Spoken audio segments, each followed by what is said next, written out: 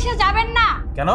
Sir, আপনি অফিসে যাওয়ার পরে ম্যাডাম বাইরে থেকে একটা ছেলে নিয়ে আসে ম্যাডামের বিছানায় সময় কাটায়। তোর রাত তো বড় সাহস! এই, তুই কি ঘুমের ঘরে আছিস? কি বলছিস ভেবে চিন্তে বলছিস? স্যার, আপনি আমার একটা চড় মারছেন, তাতে আমার কোনো দুঃখ নাই, কিন্তু আমি যা বলতেছি সব সত্যি কথা বলতেছি। দেখ রহিমা, তোকে খুব ভালো জানি, কিন্তু এমন কোনো কথা বলিস না তোকে বাড়ি থেকে যেন বের করে দিতে হয় আমাকে। স্যার, আমি আগেই জানতাম যে আপনি আমার কথা বিশ্বাস করবেন না, এজন্যই আজকে আমি আপনার নিজের চোখে দেখাবো। স্যার আসেন, হাই। আসেন, আপনি আমার সাথে আসেন। স্যার তাড়াতাড়ি আসেন, আরে, তাড়াতাড়ি আসেন, তাড়াতাড়ি করছিস? লুকান এখানে, লুকান লুকান এখানে, তাড়াতাড়ি লুকান, তাড়াতাড়ি এই, লুকান। তোর কি মাথা নষ্ট হয়েছে? তুই এখানে আমাকে লুকাচ্ছিস কেন? স্যার, আপনি যদি এখানে না লুকান, পরে ম্যাডাম যে বাইরে থেকে একটা পুরুষ নিয়ে এসে কি করে আপনি নিজ চোখে দেখবেন কি করে? স্যার, আপনি এখানে লুকিয়ে থাকেন, একদম কথা বলবেন না। স্যার, ম্যাডাম মনে হয় চলে আসছে, আপনি এখানে লুকান। আসতেছি। আসো। কিরে, তোর স্যার কোথায়? ম্যাডাম, স্যার তো সে কখন অফিসে চলে গেছে। অফিসে চলে গেছে? সত্যি অফিসে চলে গেছে তো? হ ম্যাডাম।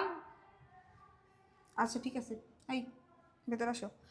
আর শোন, তোর আজকে কাজ করতে হবে না, তুই যা, আজকে তোর ছুটি। ম্যাডাম চলে যাইমু? না, যাওয়ার আগে তুই আমার জন্য এক কাপ চা বানাই দিয়ে যা, ঠিক আছে? আচ্ছা ঠিক আছে ম্যাডাম। আসো।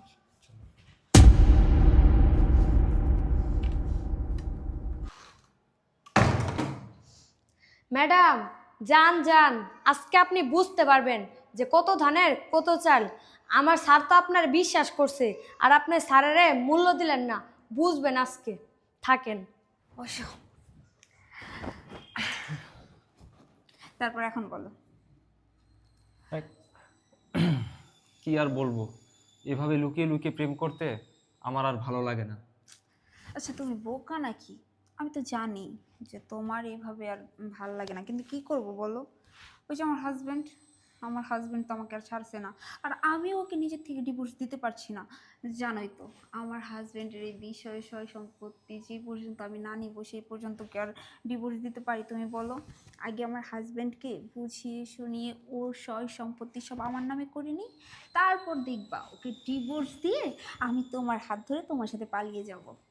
হ্যাঁ, তুমি ঠিক কথাই বলেছো, কিন্তু যা করবে একটু ভেবেচিন্তে সাবধানে করবে, কারণ তোমার স্বামী তো পুলিশ, এই জন্যই তো একটু ভয় হয় কখন আবার কোনো বড় রকমের মামলা টামলা আমাকে দিয়ে আমার জীবনটাই না নষ্ট করে এই দেয়। তুমি যদি এত ভয় পাও তাহলে প্রেম করতে আসছো কেন পুলিশের বউয়ের সাথে? প্রেম করার সময় মনে ছিল না? শোনো, এত ভয় পাইও না। আমি কি ভাবতেছি জানো? আমি তো বলতেছি যে ডিভোর্স দিয়ে দিব, কিন্তু ও কি ডিভোর্স